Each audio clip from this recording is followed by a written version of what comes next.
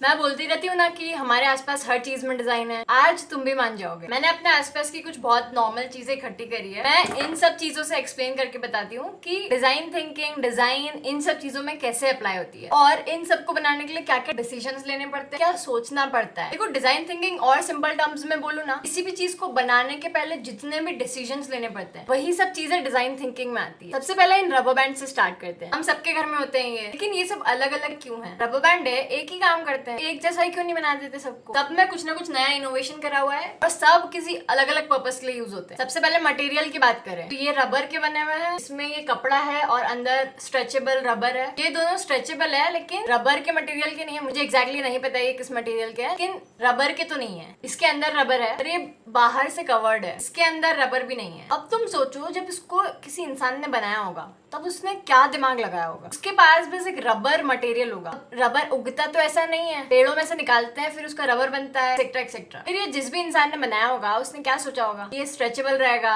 किसी भी चीज को बांधने में काम आएगा। इसका शेप सर्कल ही बनाएंगे ताकि आसानी से सब चीजें बंध सके। इसको एक लंबा वायर जैसा भी तो बना सकते थे ना, फिर उसमें बांधने में दिक्कत आती। इसमें बस इसे घुमाना है और बांधना है। अगर इसको स्क्वायर शेप का बना देते हैं तो बहुत सारी जगहों पे तो काम कर जाता, पर शायद हर जगह नहीं करता। फिर इसकी थिकनेस डिसाइड करी होगी कि अगर इसको बहुत मोटा रखते तो रबर स्ट्रेच ही नहीं होता। हमारे घर में होना तो ट्राई करना, जो मोटे रबर बैंड्स होते हैं ना, जिनकी थिकनेस मोटी होती है, वो स्ट्रेच करना भी मुश्किल होते हैं, वो ज्यादा रिजिड होते हैं। इसलिए जो छोटी साइज वाले हैं उनकी थिकनेस भी छोटी रखी है। जो बड़ी साइज वाले होते हैं, जो बड़े वाले, उनकी थिकनेस भी बड़ी रखते हैं, मतलब मोटी रखते हैं। मतलब देखने में ये सिंपल से रबर बैंड्स है, लेकिन इनको बनाने के लिए भी इंसान ने दिमाग लगाया है, प्रॉब्लम सॉल्व करी है। वही डिजाइन थिंकिंग है। वहीं पर ये जो दूसरे रबर बैंड्स है, ये हम बाल बांधने के काम में लेते हैं, क्योंकि इस रबर से बाल टूटते हैं।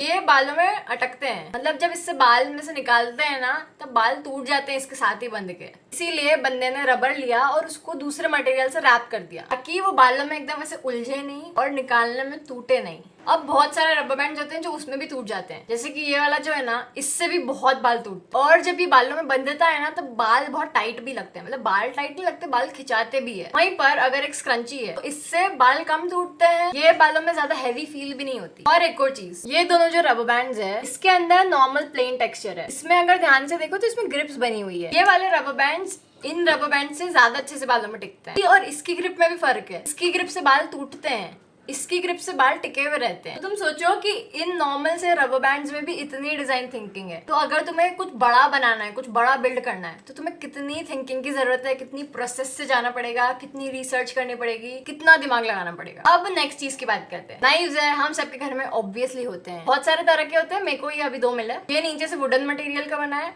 ये थोड़ा सिलिकॉन मटेरियल पे। एग्जैक्टली नहीं पता, पर हाँ थोड़ा बहुत वैसा ही है। इसकी जो ब्लेड है थोड़ी सी पतली है और थोड़ी सी लाइट वेट है। इसकी जो ब्लेड है ये थोड़ी सी रिजिड है और थोड़ी सी हेवी है कंपैरेटिवली। अब ये जो वुडन वाली चीज है, ये जब पानी में पड़ा जाता है बहुत देर तक, तब ये सड़ती है, गलती है। तो लॉन्ग टर्म में ये वाली चीज ज्यादा काम नहीं देती, क्योंकि ये पतली है। तो देखो ये मुड़ने लग गई है, मतलब सिर्फ एक नॉर्मल वेट की वजह से और थिकनेस की वजह से और रिजिडिटी की वजह से इतना फर्क पड़ सकता है। अब ऐसा भी है कि ये वाले जो नाइव्स है ये थोड़े ज्यादा शार्प है, इसीलिए कुछ चीजें सिर्फ इनसे बेटर कटती है। जैसे अगर टमाटर है तो इससे बेटर कट होगा, क्योंकि टमाटर बहुत सॉफ्ट होता है। अगर इस वाले में अच्छी ब्लेड नहीं है तो इससे उसको कट करने में दिक्कत आएगी, मतलब आती है, मैंने ट्राई किया है, पर इससे वो आसानी से कट होता है। अब मैं ये डिसाइड नहीं कर सकती कि ये वाला बेटर है कि ये वाला बेटर है। दोनों के अपने अपने पर्पस है, दोनों की अपनी अपनी डिजाइन डिटेल्स है। कोई किस पर्पस के लिए काम आता है, कोई किस पर्पस के लिए काम आता है। पॉइंट यही है कि हर चीज में डिजाइन है। नेक्स्ट ग्लास की बात करते हैं। सबके घर में होती है। ये स्टील की ग्लास है, ये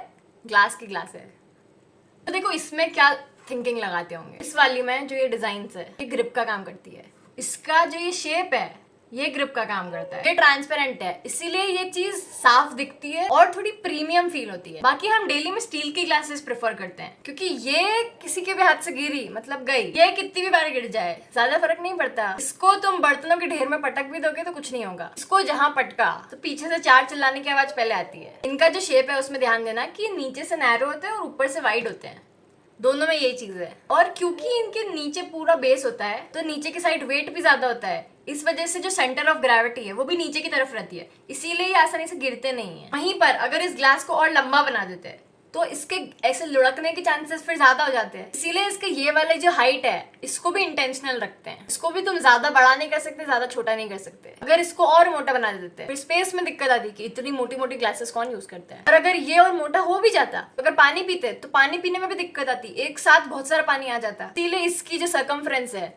वो भी सोच समझ के रखते हैं। मतलब अगर तुम देखो तो हर एक कर्व, हर एक लाइंस, हर एक चीज का एक रीजन है। एक और चीज जो इनके मटेरियल पे डिपेंड करती है वो ये है कि स्टील में ना बहुत जल्दी किसी भी चीज की स्मेल एब्जॉर्ब हो जाती है, जबकि ग्लास में इतनी आसानी से नहीं होती है। तो मटेरियल यूज करते टाइम, मटेरियल चूज करते टाइम ये भी फर्क पड़ता है। नेक्स्ट, प्रेशर कुकर की विसिल। इतनी छोटी सी है पर काम बहुत बड़ा करती है। इसका ये मटेरियल, ऊपर का, नीचे का, इसका वेट, सब कुछ मैटर करता है। अगर पूरे को स्टील का बना देते तो ये वाला मटेरियल भी गर्म हो जाता, तो अगर अपने को विसिल निकालनी है तो हाथ चेटता। इसलिए ऊपर का मटेरियल इंसुलेटर से बनाया है ताकि पूरा गर्म भी नहीं हो, तो इसको निकालने में ऐसे आसानी रहे। इसका जो वेट है वो देखना थोड़ा सा हैवी होता है। मतलब चीज बहुत छोटी सी है पर वेट हैवी होता है, और इसीलिए ये वाला मटेरियल यूज करा जाता है, क्योंकि छोटी सी चीज में थोड़ा सा हैवी मटेरियल चाहिए। और हैवी ही इसीलिए चाहिए ताकि वो एग्जैक्ट स्टीम प्रेशर के ऊपर निकल जाए। मतलब अगर स्टीम अंदर ज्यादा हो गई है तो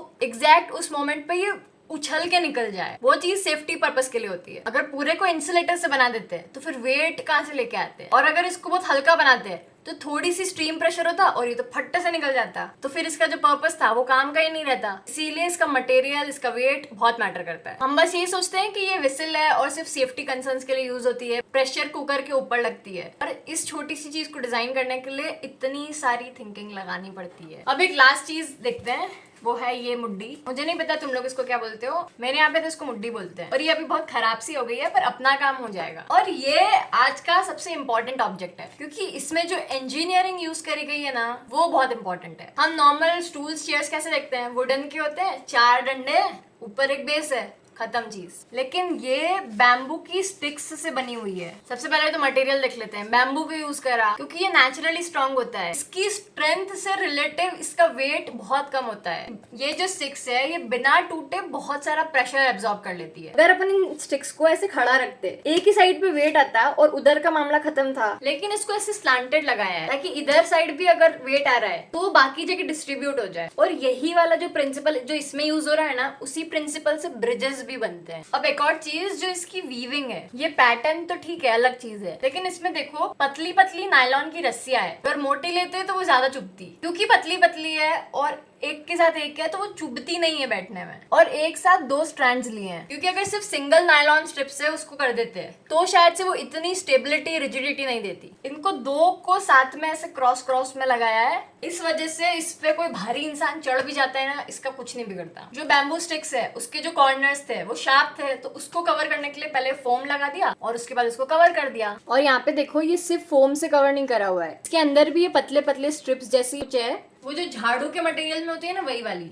और उससे इन सब स्टिक्स को अच्छे से बांधा हुआ है। और ये वाली जिसने भी चीज बनाई है उसने कोई डिजाइन स्कूल जाके तो ये पढ़ा नहीं होगा कि अच्छा ये ऐसे बनाना है, ये ऐसे बनाना है। उसने प्रैक्टिकली कुछ चीजें नोटिस करी होगी कि अच्छा ऐसे इसको बांधने से स्टेबिलिटी मिलती है, या फिर रोप्स के ऐसे पैटर्न बनाने से अपन उस पर बैठ भी सकते हैं। सिंगल धागे पे तो कोई बैठने का सोचेगा नहीं, उन धागों से ये पैटर्न बनाया तब जाके अपन इस पे बैठते हैं। जिसने भी ये बनाया उसने बैम्बू मटेरियल को समझा, ह्यूमंस को समझा, उनकी नीड्स को समझा, क्या मटेरियल उनके पास अवेलेबल है वो चीज समझी, कैसे इसको इको फ्रेंडली बना सकते हैं वो चीज समझी। और तुम सोचो ये कितने सालों पहले बनाई गई चीज है, लेकिन आज भी एकदम परफेक्टली काम करती है। एंड दिस प्रूव्स कि डिजाइन थिंकिंग जो है वो फॉर्मल एजुकेशन से भी बहुत पहले आ चुकी थी। और इन सब ऑब्जेक्ट्स को अपन ने हजारों बार देखा है। पहले मैं भी नहीं समझती थी कि ये सब भी होता करता है, मैं भी नॉर्मली देखती थी, मुझे कुछ नहीं पता था कि ये डिजाइन थिंकिंग वगैरह ये सब चीजें होती है, मटेरियल, वेट, ये सब मुझे कुछ नहीं पता था। पर जब थोड़ा सा भी पता चला तब मैंने उसको और रिसर्च करना शुरू करी और जानने की कोशिश करी, हर चीज के पीछे का रीजन जानने की कोशिश करी कि ये चीज ऐसी ही क्यों है। तब जाके समझ आया कि कोई भी इंसान किसी भी चीज को बनाने के लिए कितनी सारी प्रोसेस से गुजरता है, कितनी सारी रिसर्च करता है, कितनी सारी थिंकिंग अप्लाई करता है। और मेरे को एक चीज बता देना कि ऐसे एपिसोड्स और बनाने हैं कि नहीं। अगर ये एपिसोड तुमको इंटरेस्टिंग लगा हो तो फिर मैं बाकी ऑब्जेक्ट्स ढूंढ के फिर उनमें क्या डिजाइन थिंकिंग है उसके ऊपर वीडियोस बनाऊंगी। और नहीं लगा हो तो भी बता देना। उसके अलावा किसी और चीज पे बनाना हो तो भी बता देना। किसी चीज में प्रॉब्लम आ रही हो तो भी बता देना। मैं कोशिश करूंगी कि मैं